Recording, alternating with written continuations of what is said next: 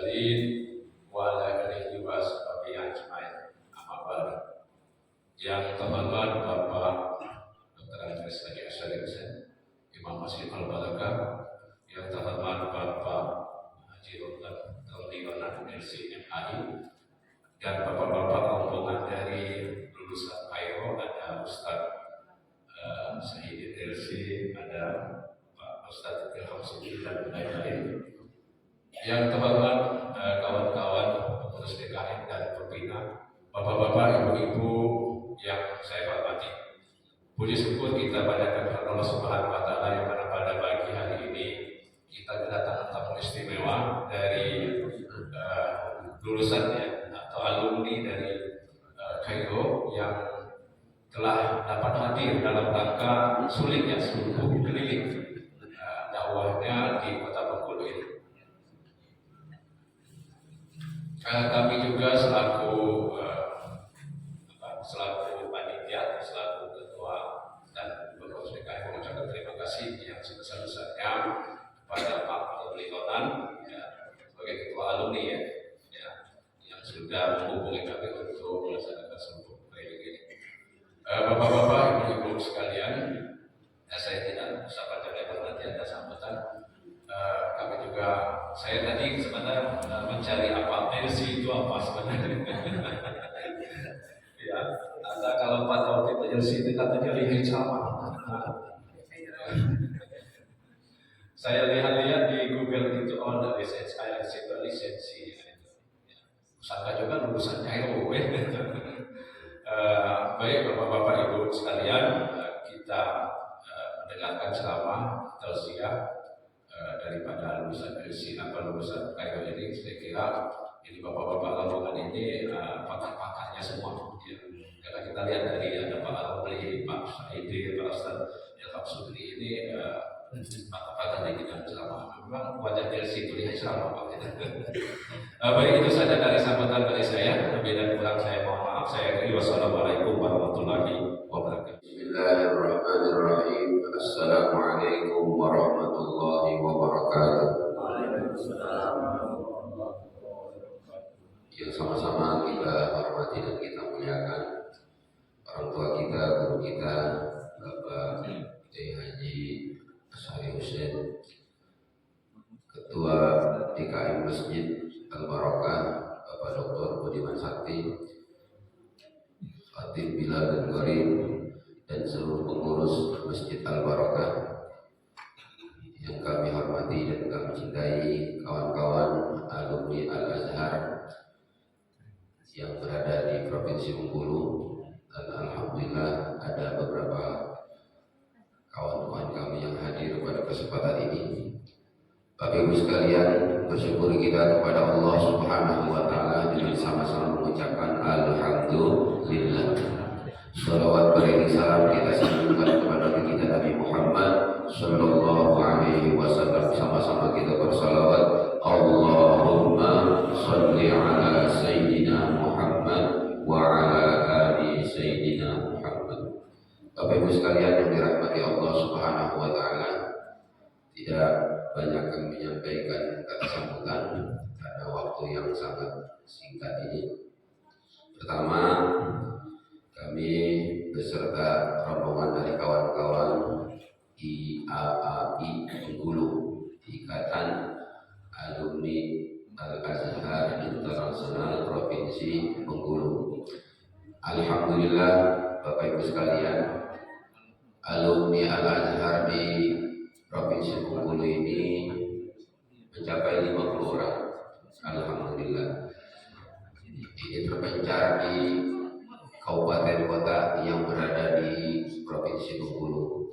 Dan alhamdulillah juga kader-kader kita, kader umat kita yang sekarang masih belajar di Al-Azhar Mesir itu sekitar ada 36 mahasiswi kita. Alhamdulillah. Inilah yang kita syukuri, dan kita dari alumni Azhar ini alhamdulillah berkiprah di berbagai instansi, utamanya di UIN Fatmawati, ada yang di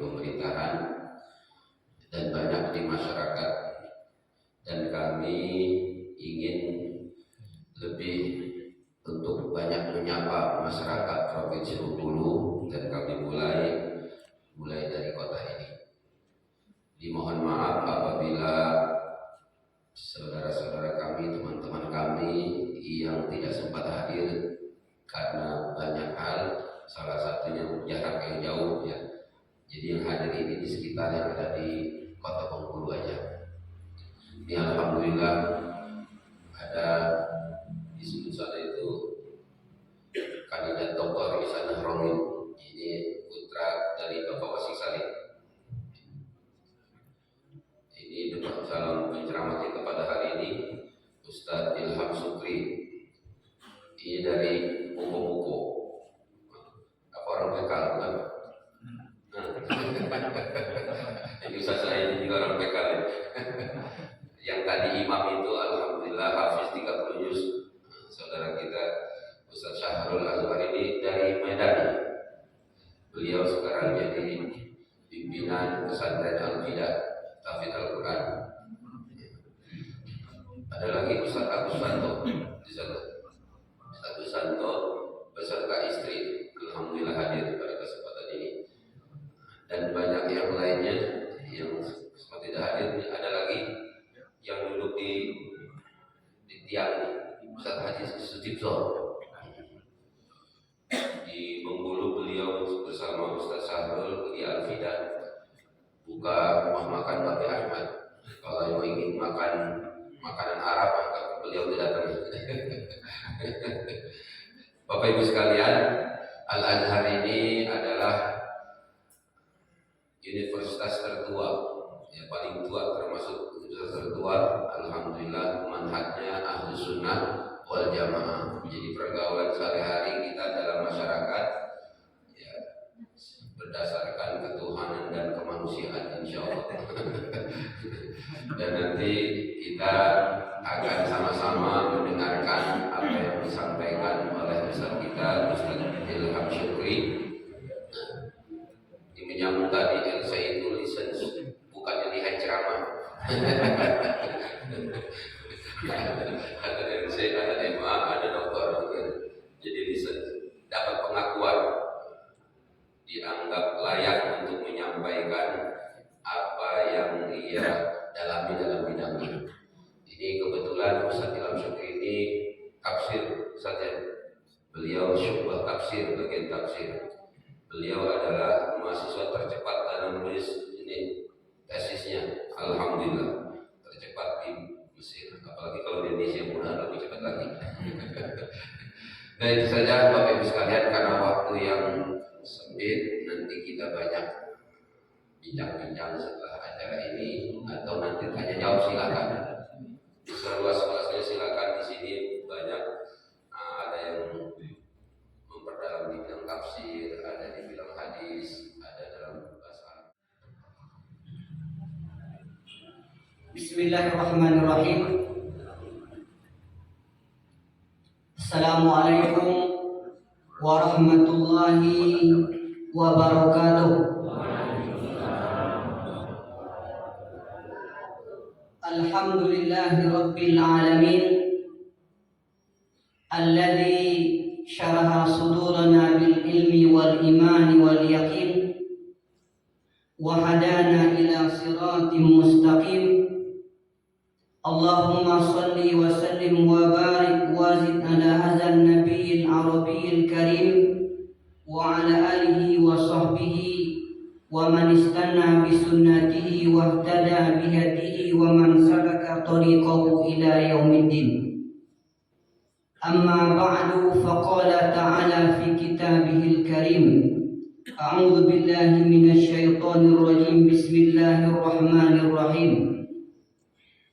Innal muttaqina fi zilalin wa 'uyun wa fawakiha mimma yashtahun. Sadaqallah wa sadaqa rasuluhul karim wa nahnu alaihi minasyahidin.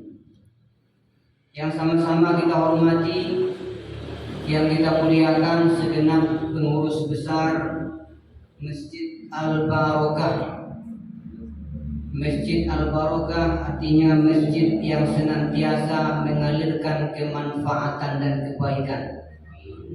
Kalau ditanyakan barokah itu dari apa? Dari birkah. Birkah itu kolam yang selalu airnya meluap.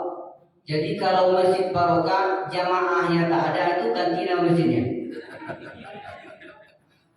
Al-Barokah berkah, selalu melimpah dan tanpa henti kebaikan, kemanfaatan di dunia ini sehingga menjadi amal soleh di sisi Allah Subhanahu wa Ta'ala.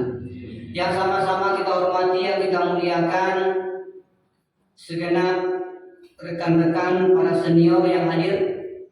Jadi kalau kita ceramah di masjid biasa itu enak rasanya, tapi kalau ceramah di samping LCMA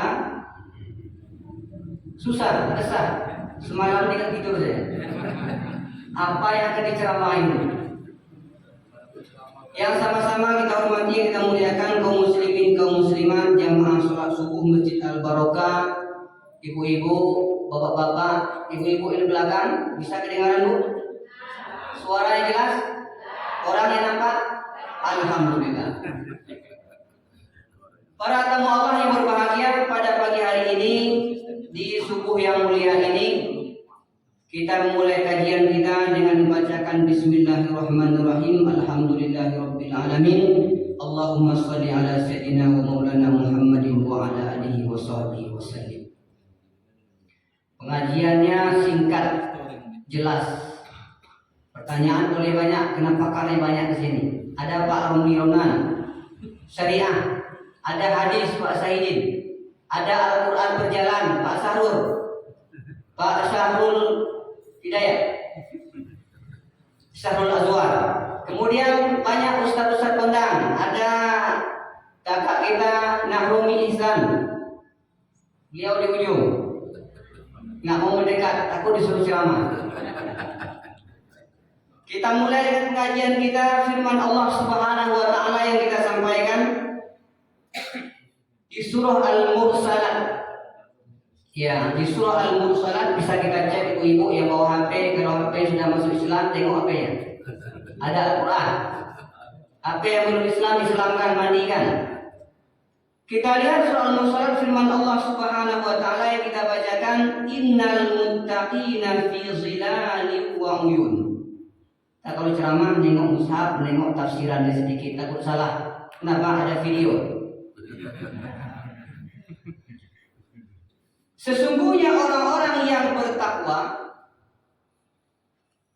mereka itu berada dalam surga. Dalam surga itu ada zilal. Zilal itu naungan. Naungan itu mereka hidup damai, sejahtera dan aman, dapat pemeliharaan dari Allah Subhanahu wa Ta'ala, dapat kenyamanan dan hidupnya istimewa. Itu makna zilal. Asal zilal ini kalau di atas dunia sebuah tempat yang sejuk, yang nyaman. Kalau dia kena matahari seperti kita berada di bawah pohon. Kalau tidak masuk sinar matahari, dia itu seperti berada dalam gua. Cahaya ada atau tidak cahaya matahari itu, tapi nyaman. Ini makna zilal dalam surga kita dapatkan. Innal muttaqina fi zilali wa uyun. Yang kedua, uyun. Uyun itu mata air, mata air. Ada istana mahligai dikelilingi oleh mata air yang luar biasa, jernih. Ada Ustaz Uyun gitu ya Pak samping. Beda lagi Ustaz Uyun itu, dua istrinya. Innal muttaqina, yang harus kita pahami ketika kita membaca Al-Quran, ketika kita mentadaburi Al-Quran dan mendengar bacaan dari imam kita. Kalau Ustaz Syahrul jadi imam, 1 juz tak terasa. Kalau 2 juz balik kita. Sesungguhnya orang-orang yang bertakwa, Allah Subhanahu wa Ta'ala ingin menekankan, ingin memantapkan pemahaman kepada kita, Seakan-akan pemahaman itu jangan hilang, jangan buyar, dan harus menjadi ilmu. Ilmu itu harus menjadi yakin. Derajat ilmu itu pertama dia tahu, kemudian dia paham. Yang ketiga, ilmu itu setelah dia tahu, paham, menguasai. Allah Subhanahu wa Ta'ala pengen dari kita ini jangan sampai beriman itu hanya sampai derajat iman, tapi harus sampai derajat yakin. Kalau berilmu jangan sampai hanya tahu, tapi dia mengetahui, menguasai, dan memahami. Ini Allah ingin tekankan kepada kita, innal muttaqina. Orang Arab kalau dia menggunakan kata inna, setelahnya jumlah ismiyah. Jumlah ismiyah, jadi maknanya ada penguatan, ada penekanan, ada yang harus kita pertahankan, yang kita pahami dengan baik. Sesungguhnya hanya orang-orang yang bertakwa saja yang masuk surga. Orang Islam banyak,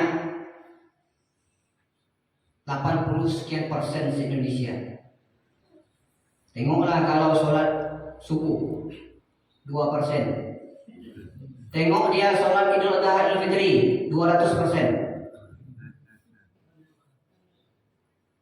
Orang beriman ada mengaku beriman, mengaku Islam. Tetapi iman dan Islam itu saja belum cukup jaminan untuk meraih surga Allah, ridho Allah Subhanahu wa Ta'ala. Tidak ada ayat dalam Al-Quran dan tidak ada hadis dalam hadis sahih yang dalam kutubus sunan, kutubus sitah yang mengatakan masuk surga itu hanya orang Islam. Masuk surga itu cukup iman saja. Islam saja cukup masuk surga, iman saja cukup, tidak. Gabungan iman dan Islam itu dia perjuangkan, dia pertahankan, itulah namanya takwa. Jadi takwa ini bukan nama orang. Kalau nama orang bahaya, kita takwa saja yang masuk. Takwa itu sifat. Dalam takwa itu ada dua yang tidak boleh lepas. Pertama, melaksanakan apa yang diperintahkan Allah Subhanahu wa Ta'ala. Sisi yang kedua, menahan diri, menjauhkan diri agar tidak melakukan larangan-larangan, maksiat-maksiat atau dosa-dosa yang dilarang oleh Allah Subhanahu wa Ta'ala. Motivasi bertakwa itu ada dua. Yang pertama, takut. Karena takwa ini amal hati. Kita cari takwa di pasar nggak ada. Dia amal hati, sama dengan iman. Kalau Islam amal anggota tubuh. Orang bersyahadat, kita ketengokan, kita kedengaran dia bersyahadat. Dia sholat ada ruku dan sujudnya. Dia haji ada, kita tahu dia pulang, dia pergi. Kalau dia puasa, kita tengok di bulan Ramadan dia letih, nggak puasa, nggak ada tenaga, tandanya dia puasa. Itu Islam. Sedangkan iman itu di dalam hati. Niat, iman, kemudian takwa itu sumbernya atau tempatnya berada di hati. Oleh karena itu ada dua yang membawa kita untuk bertakwa. Pertama, rasa takut kepada siksa Allah Subhanahu wa Ta'ala. Takut di alam barzakh sendiri, takut sakitnya mati, takut di akhirat kelak, takut dengan proses dari Allah Subhanahu wa Ta'ala, takut dengan neraka, takut dengan siksa. Itu yang buat kita bertakwa. Kemudian sisi yang kedua yang tidak boleh dipisahkan adalah taat. Kalau sudah takut, dia akan taat kepada Allah Subhanahu wa Ta'ala. Itulah takwa. Tilkal jannatul lati nurithu min ibadina man kana taqiya. Surat apa itu Ustaz Sahrul? Maryam. Langsung nyaut dia. Itu enaknya sampai orang hafiz kita takal dia apa?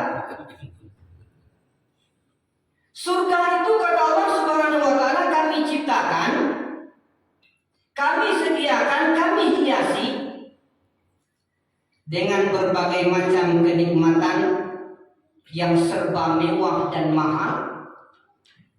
Mangkana taqiyya, hanya untuk orang-orang yang bertakwa.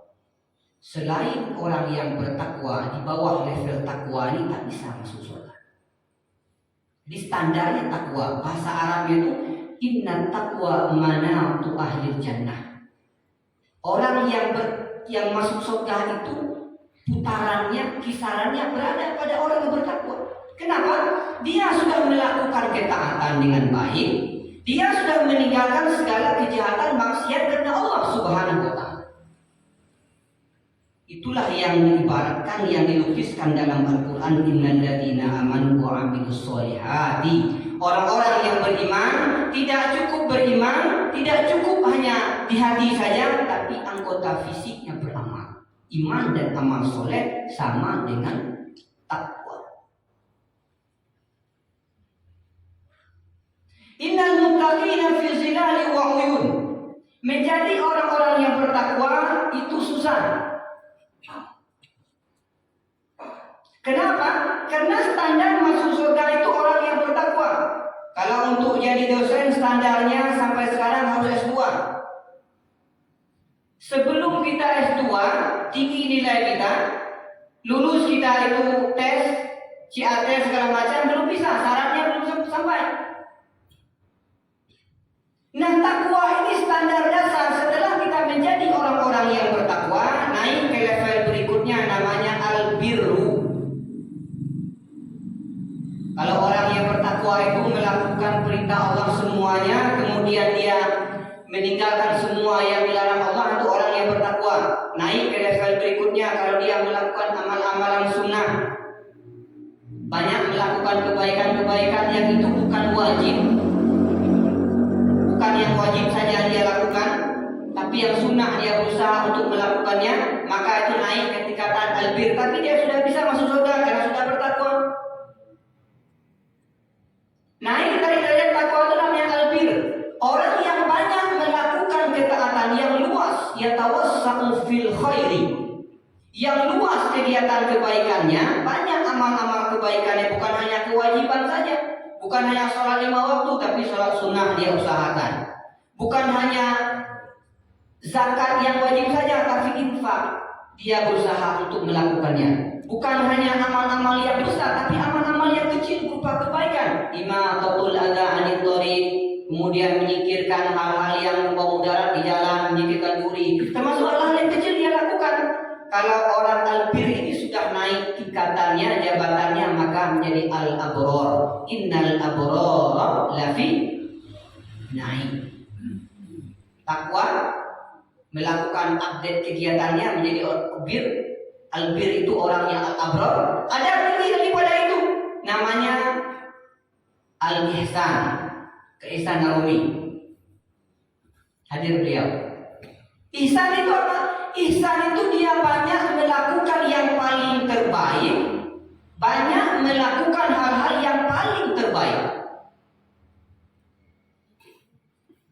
Jadi kalau orang sekolah ada S1, kemudian S2, ada S3. S3 ini yang berpotensi untuk menjadi profesor. Di atas profesor itu orang yang menyidangkan, yang menaikkan untuk mengangkat jadi profesor. Habis itu almarhum. Ada tingkatan-tingkatan dalam ilmu saja ada. Dalam dunia akademisi ada. Dalam dunia iman dan amal soleh, penghuni surga Allah Subhanahu wa taala, habis al-abror itu adalah al-ihsan. Al-ihsan ini dia melakukan amal kebaikan, ka'annaka tarahu fa illam takun tarahu fa innahu yaraka. Orang yang ihsan itu namanya muhsin. Orangnya muhsin, amalnya ihsan. Kalau dia berbuat, beribadah, dia meninggalkan larangan Allah Subhanahu wa taala, meninggalkan dosa dan maksiat itu bukan karena perintah Allah atau larangan Allah, tapi karena cinta kepada Allah. Walladzina amanu asyaddu hubban lillah. Orang yang beriman itu paling besar cintanya hanya kepada Allah Subhanahu wa taala. Belum disuruh dia sudah pergi. Belum azan dah ada di masjid, itu orang ihsan. Innal muttaqina fi zilali wa uyun. Dan syarat untuk masuk surga itu orang yang bertakwa di sisi Allah Subhanahu wa taala. Dalam surga banyak fasilitas. Supaya kita ini cinta kepada surga, ada wawasan di otak kita di surga, selalu teringat kepada surga. surga Allah ceritakan balasan. Kalau seorang murid yang letih belajar, diuji terus dengan berbagai mata pelajaran, diberi tugas, diberi PR, pekerjaan rumah, disuruh menghafal. Kalau tak ada nilai, tak ada hadiah, lemah semangatnya.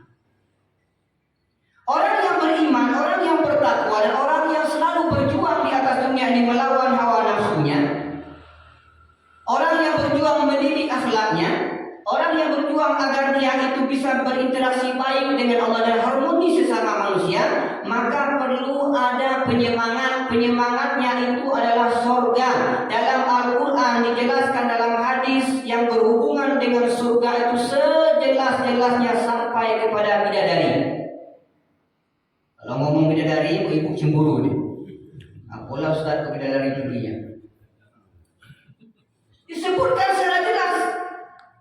Wa zawwajnahum bihuril ain. Kami nikahkan orang-orang yang masuk surga, bapak-bapak yang masuk surga, imam masjid yang masuk surga itu dengan bidadari. Apa bidadari itu Ustaz? Huril ain. Matanya sangat putih dan bola matanya putih bercampur hitam. Kalau ditengok semua orang tak sadarkan diri. Kalau Ustaz Ronan ini mimpi bidadari, ditalak istrinya. Luar biasa, supaya kita semangat menjaga iman dan amal soleh itu, supaya dia tidak mencong ke kanan, bengkok ke kiri, lurus menuju Allah Subhanahu wa taala. Ihdinas siratal mustaqim. Kenapa? Kita hidup ini banyak gangguan, banyak godaan, banyak halangan dan rintangan. Kita punya ilmu, banyak godaan ilmu. Kita punya harta, banyak godaan harta. Kita punya istri, banyak godaan istri. Apa godaan istri? Harta, tahta, sope, Tokopedia, banyak. Zaman sekarang, supaya godaan itu ada dan pasti ada dan harus mesti ada, agar godaan itu tidak sampai menggoda kita, maka itulah perlunya istiqomah, perlunya kita belajar, perlu kita mendengar ceramah, perlu kita baca Al-Quran. Ilmu kita dapat, pemahaman kita dapat, dengan demikian bekal kita menjadi banyak. Innal muttaqina fi zilalin wa uyun. Jadi ada naungan pemeliharaan dari Allah, hidup yang mulia yang luar biasa. Dan ada salah satu hadis baginda Rasulullah Sallallahu Alaihi Wasallam yang menjelaskan begitu berharganya surga itu. Kalau kita beli dengan amal soleh kita, maka tak bisa kita beli. Jangankan untuk membeli surga, fasilitasnya, aksesorisnya,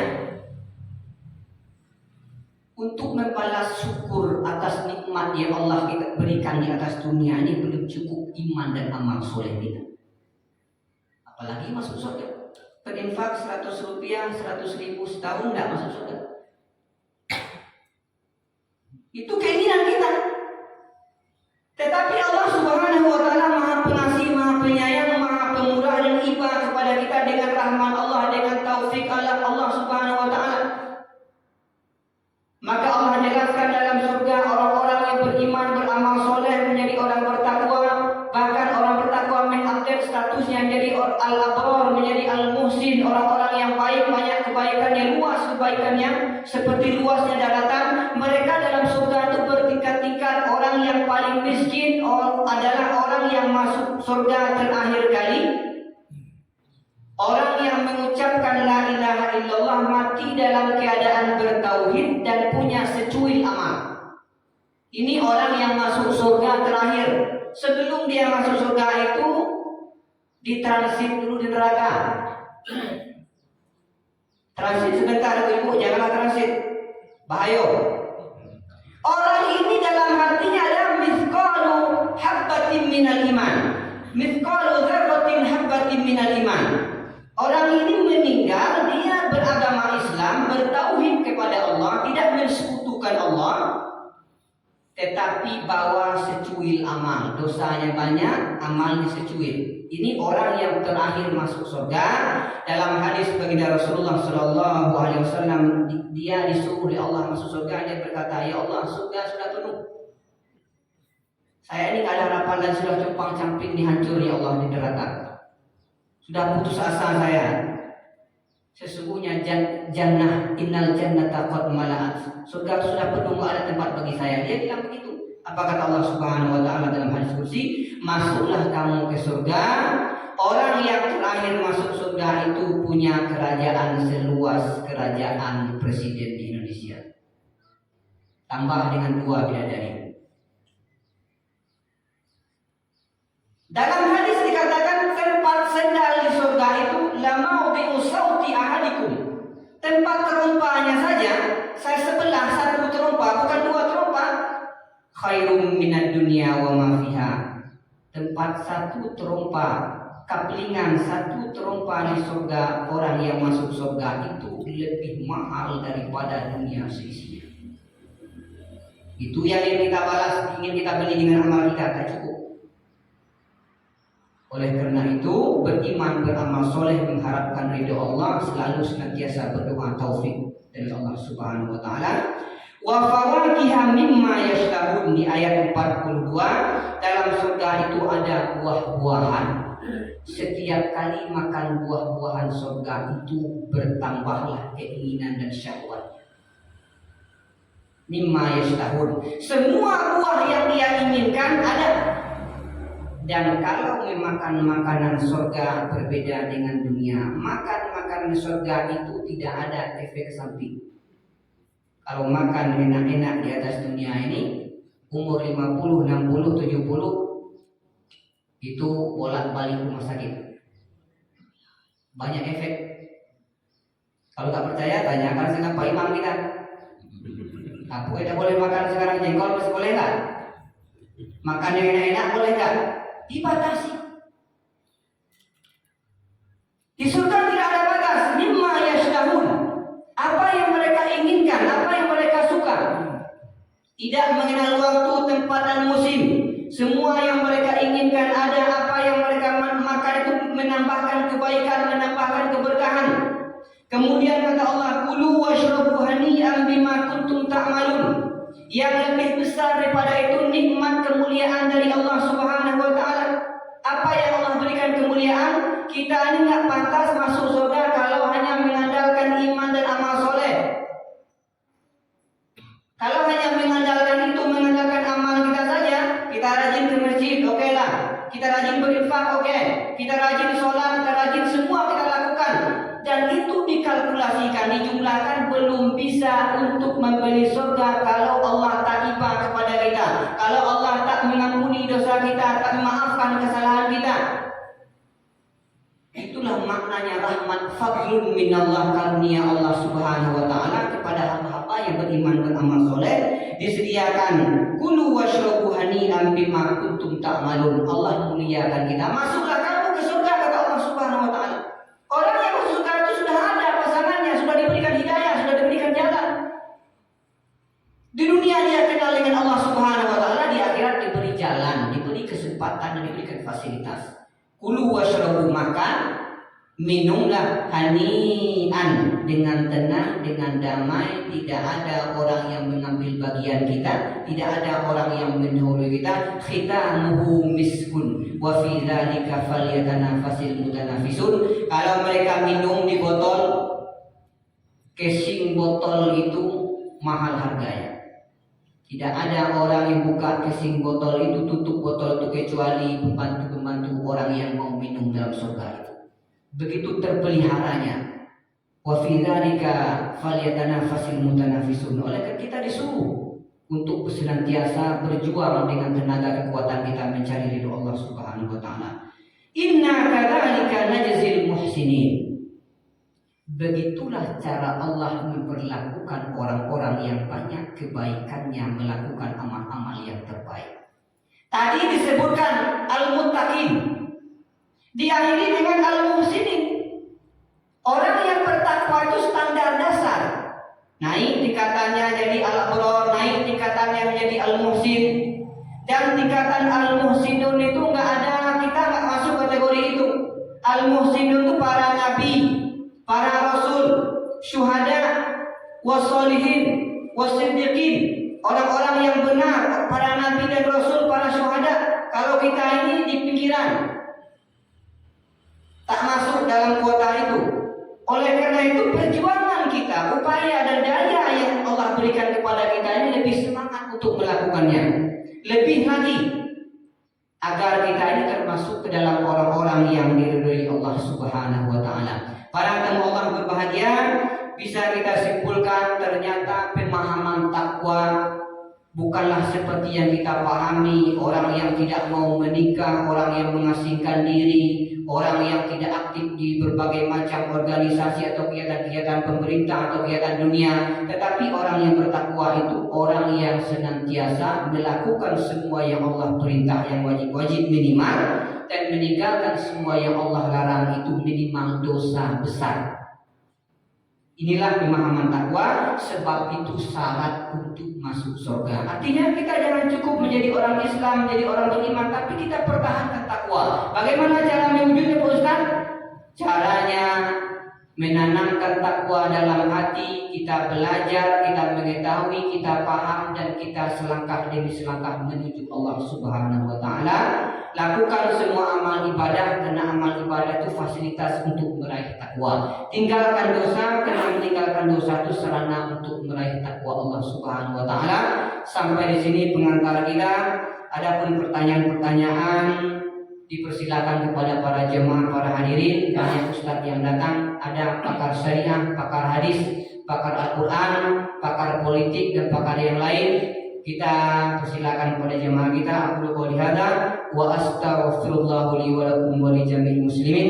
Assalamualaikum warahmatullahi wabarakatuh. Waalaikumsalam warahmatullahi wabarakatuh. Ya, Bapak Ibu, dibuka sesi tanya jawab. Ada yang mau bertanya? Silakan. Terima kasih. Assalamualaikum warahmatullahi wabarakatuh. Maaf kalau belum ada yang bertanya, saya dulu supaya bapak-bapak itu bertanya. Terima kasih Pak Ustaz Ilham sudah membicarakan masalah takwa. Ya. Memang kata-kata takwa ini nggak asing bagi kita, ya. Tapi bagaimana kita berusaha untuk menjadi orang takwa. Dan yang ingin saya tanyakan di sini Pak Ustaz, bagaimana kita itu memotivasi kita untuk menjadi orang takwa, ya? Karena untuk menjadi orang takwa itu sangat sulit. Ini masih bisa kita jawab nih. Tidak bisa kita jawab, nanti kita sampaikan ke senior kita atau ke imam langsung. Bagaimana cara memotivasi agar senantiasa menjadi orang bertakwa atau minimal mendapatkan derajat takwa? Derajat takwa ini kalau kita lihat dilakukan dengan amal ibadah serta menghindari diri dari segala dosa. Kalau kita puasa, akhir ayatnya la'allakum tattaqun. Orang yang beribadah kepada Allah, ya ayuhan nasu ubudu rabbakumul ladzi khalaqakum, akhir ayatnya la'allakum tattaqun. Muamalah keseharian rumah tangga, akhir ayatnya la'allakum tattaqun. Jadi takwa ini yang mutlak harus kita raih dengan cara meninggalkan semua larangan, melakukan semua perintah minimal yang wajib-wajib. Nah, motivasinya bagaimana? Motivasi yang pertama, agar takwa ini kita raih, kita pegang, dapat dalam hati kita. Makna takwa kalau sudah dia masuk dalam hati, Allah Subhanahu wa taala selalu hadir. Rasa takut, rasa cemas, dan harap hanya kepada Allah Subhanahu wa taala. Pertama, ada kita tulis bagaimana motivasi meraih takwa atau menanam benih takwa, mempertahankannya dalam diri kita. Pertama, ta'aruf al-abdu ila rabbih. Kita harus belajar ilmu mengenal Allah. Ilmu mengenal Allah Subhanahu wa taala itu yang pertama. Sebelum kita mengenal sesuatu, kita harus belajar memahami, menghayati, menguasai ilmu mengenal Allah. Apa ilmu mengenal Allah? Ilmu tauhid. Ilmu tauhid, ilmu mengenal keesaan Allah Subhanahu wa taala. Siapa Allah Subhanahu wa taala? Apa sifatnya? Apa nama-nama Allah yang indah, yang agung, yang menawan, yang elok? Kemudian bagaimana yang harus berinteraksi seorang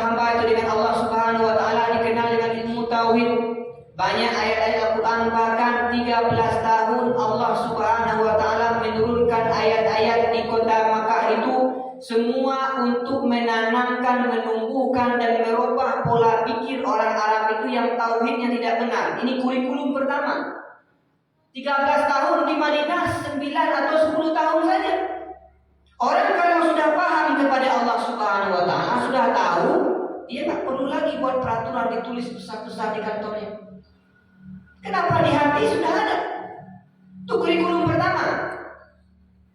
Kalau sudah mantap ilmu tauhid, ilmu akidah, itu kita kaji, kita undang guru-guru kita khusus belajar tauhid, ayat tauhid, hadis tauhid, cerita-cerita orang yang mempertahankan tauhidnya, penggunaan tauhid, manfaat tauhid, bagaimana cara belajar tauhid, kita kaji dengan tuntas. Kalau sudah mantap itu ibadatun bisidqin, beribadah dengan benar.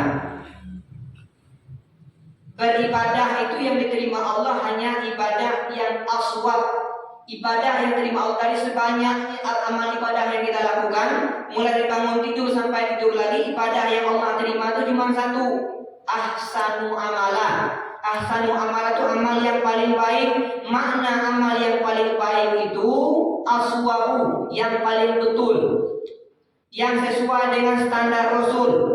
Wa akhlasuhum niyah, yang paling baik niatnya, itu yang diterima Allah Subhanahu wa taala. Jadi sudah belajar tauhid, kita belajar ilmu syariat, ilmu fikih, aplikasi, implementasinya kita belajar. Kemudian at-tafakkur fi khalqillah, kita merenung, menginsafi, memahami ciptaan Allah Subhanahu wa taala. Quran itu yang tertulis, yang ada lafaz, ada maknanya, pengetahuan itu Al-Quran mushaf yang kita punya. Quran yang tidak tertulis, yang tidak ada lafaznya, alam semesta. Ada orang Arab menyampaikan dalam sebuah syairnya, inna lillahi ibadan futona. Allah itu punya hamba yang cerdas luar biasa. Siapa hamba yang cerdas itu? Talaqud dunya wa khawful fitana. Dia berusaha menghindari godaan-godaan dan masalah-masalah dunia itu karena takut fitnah. Nazaru fiha, dia gunakan akal fikirannya, dia gunakan fitrah, akal sehat yang Allah berikan kepada dia untuk merenung. Oh, ini baik, ini tidak baik, ini amal soleh, ini bukan amal soleh, ini penghuni surga, ini penghuni neraka. Ini ayat Allah yang harus kita pahami. Falamma alimu, ketika dia tahu, sudah dia berpikir, menganalisa dan memahami dengan Allah yang Allah berikan akal pengetahuan itu, maka dia jadikan dunia ini seperti lautan yang luas. Dia anggap dunia ini seperti lautan yang luas, tidak akan selamat di atas lautan yang luas ini kecuali orang yang berada di atas sampan atau bahtera. Jadi langkah yang berikutnya adalah bertafakur, merenungi ciptaan Allah, kekuasaan Allah Subhanahu wa taala. Kemudian yang keempat, at-tafaqquh fi nusus. Kita ini faqih, bukan hanya tahu tapi paham dan menguasai, betul-betul belajar. Ada gurunya, ada metode belajarnya, ada sumbernya yang sampai kepada baginda Rasulullah. Kalau belajar tafsir, ada sumbernya yang jelas sampai kepada baginda Rasul. Belajar hadis, ada jelas sanad dan matanya. Belajar kepada tokoh, pada guru, jelas guru itu bukan bagokel gurunya. Kalau cari ustaz, yang jelas ustaznya. Kalau cari guru, berguru yang jelas. Jangan sampai kata orang pergi ke penjahit, yang tukang jahit ini baru belajar, dasarnya sudah 2 kodi, baru baju tak jadi. Maka cari ilmu yang bermanfaat, guru yang memang dia itu ada sanad silsilah keilmuannya. Alhamdulillah kita atau kami di Al-Azhar itulah rahasianya, sudah 2000 tahun eksis dalam mengawal ahli sunnah wal jamaah. Sampai sekarang universitas yang paling tua yang masih ada, yang masih belum hancur itu Al-Azhar. Namun universitas yang pertama itu berada di Tunis atau di Maghrib, tapi sudah hancur oleh orang orientalis. Langkah berikutnya adalah memperbanyak zikir kepada Allah Subhanahu wa taala. Yang terakhir, berdoa, meminta kepada Allah. Doa itu bermacam-macam. Ada doa permohonan, ada doa ibadah. Kita hadirkan dalam doa permohonan dan doa ibadah menjadi wirid. Allahumma ati nufusana taqwaha. Ya Allah, berikanlah takwa itu ke dalam hati dan jiwa kami, karena takwa itu dalam hati. Wa zakkiha anta khairu man zakkaha. Sucikan hati kami, karena Engkau itulah yang bisa mensucikan hati. Dengan apa? Dengan amal soleh, dengan mendekatkan diri kepada Allah Subhanahu wa taala. Ini jawaban kita tentang motivasi bertakwa. Tentu tidak terputus dengan ayat-ayat takwa, hadis-hadis takwa, agar kita selamat dan mengetahui apa faedah bertakwa, kemudian fasilitas orang-orang bertakwa, apa balasan-balasan bagi orang bertakwa. Itu tentu saja memotivasi kita agar berada dalam lingkaran takwa di sisi Allah Subhanahu wa taala. Semoga bermanfaat. Ya, Bapak Ibu, ada pertanyaan? Silakan Pak Haris.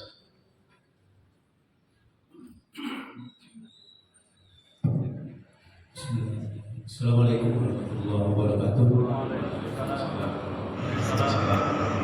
Langsung saja Pak Ustaz.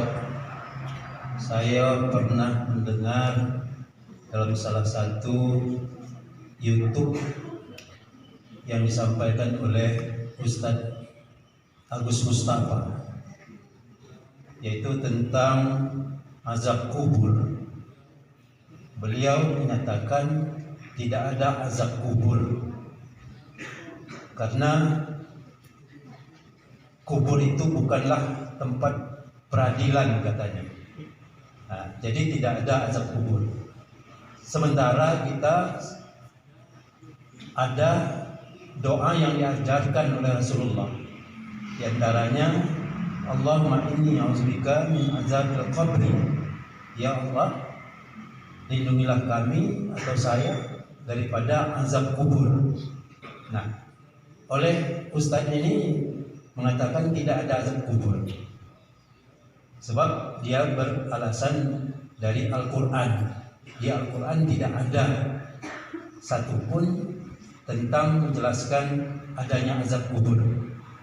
Kemudian yang kedua Ustaz, tentang surga dan neraka. Surga dan neraka itu, kalau seseorang sudah ditetapkan untuk masuk surga, dia akan kekal. Demikian juga orang yang sudah ditetapkan masuk neraka, dia akan kekal. Tidak ada istilah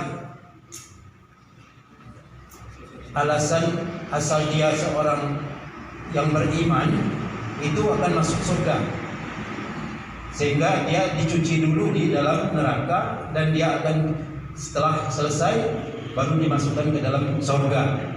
Padahal itu dari hadis-hadis yang lain itu demikian bunyinya, bahwa seseorang yang berdosa tetap akan diazab dalam neraka. Nah, cuman itu Ustaz, tolong penjelasannya bagaimana tentang hal ini. Demikian, terima kasih. Assalamualaikum warahmatullahi wabarakatuh. Dua pertanyaan dari jemaah kita, semakin lama semakin sulit ini. Di sini nggak boleh pertanyaan. Pertanyaan yang pertama, ada salah seorang ustadz yang berpendapat bahwasannya siksa kubur tidak ada. Ini alam barzakh menurut dia ada nggak? Ada. Siksa kubur tidak ada. Ya. Sebab tidak ada dalil dari Quran. Dari hadis ada nggak? Ada. Al-Quran dan hadis tidak bisa dipisahkan. Apapun alasannya, bagaimanapun pemahamannya, Al-Quran dan hadis tidak dipisahkan. Yang disebutkan dalam Al-Quran secara global dirinci oleh hadis. Yang tidak disentuh sama sekali dalam Al-Quran ada dalam hadis. Yang disebutkan berulang-ulang dalam Al-Quran dikuatkan dan dipatenkan oleh hadis.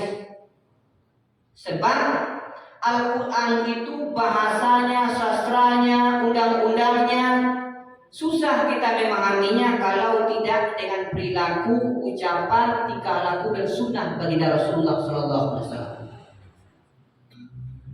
Kalau ditanya apa dalilnya tentang azab kubur, Al-Quran banyak. Berarti Ustadz ini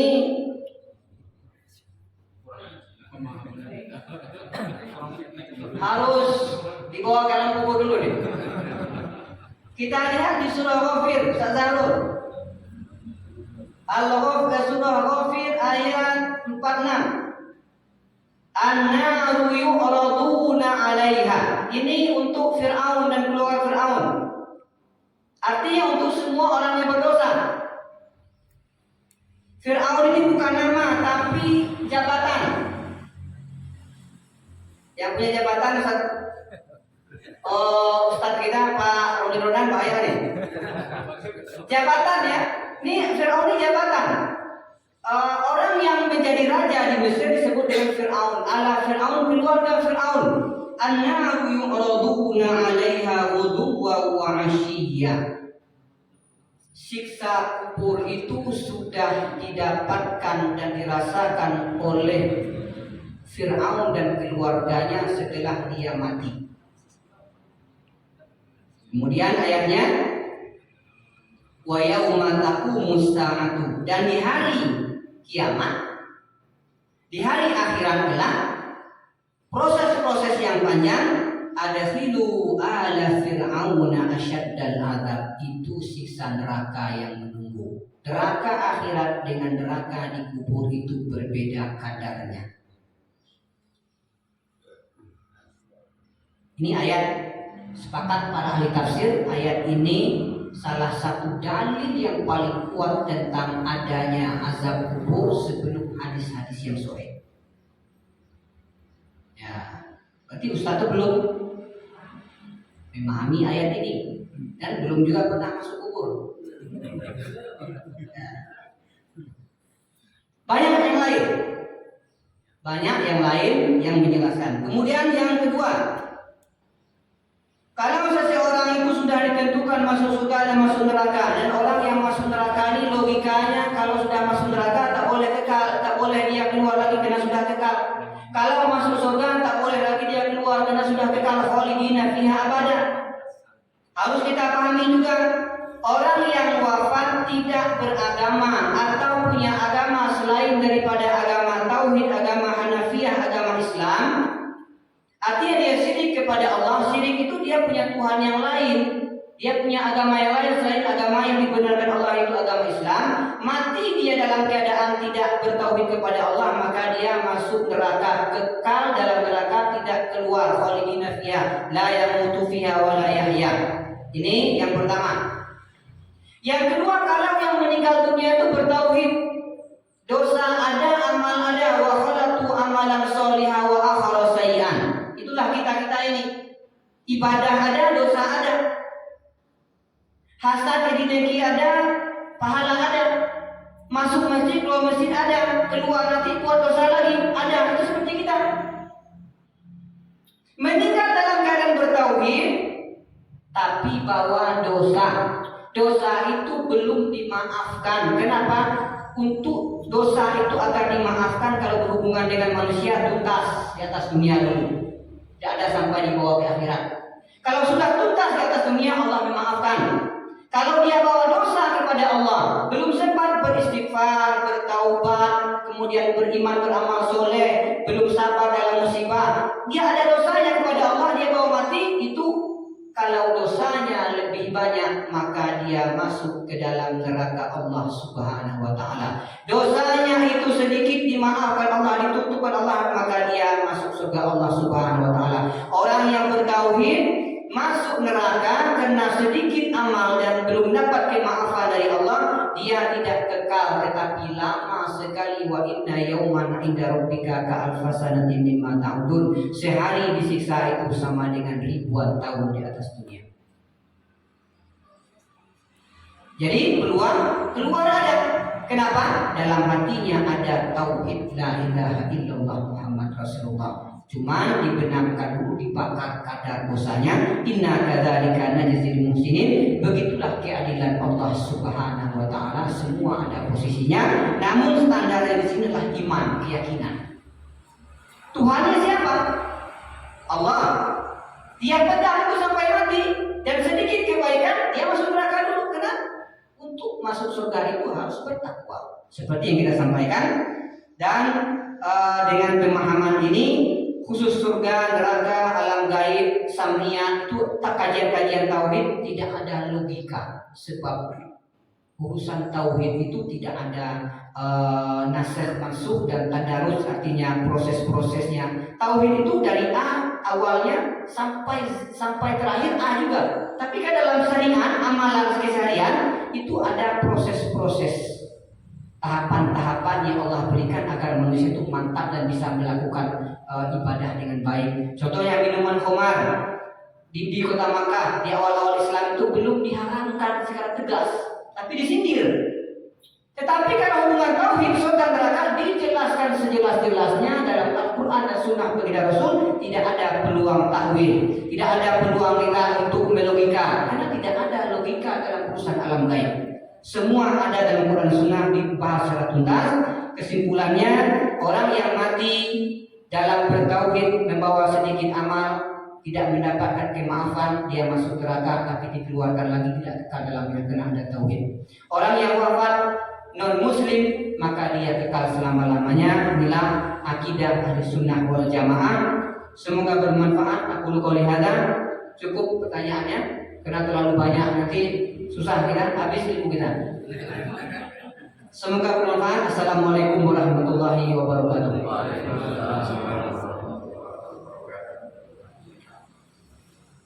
kasih. Ya, Bapak Ibu, itulah tadi kajian yang disampaikan oleh Ustaz Ahmad Subri dari Jemaah. Untuk menutup acara ini, marilah sama-sama kita membacakan nafas hamdan. Alhamdulillah. Assalamualaikum warahmatullahi wabarakatuh. Waalaikumsalam.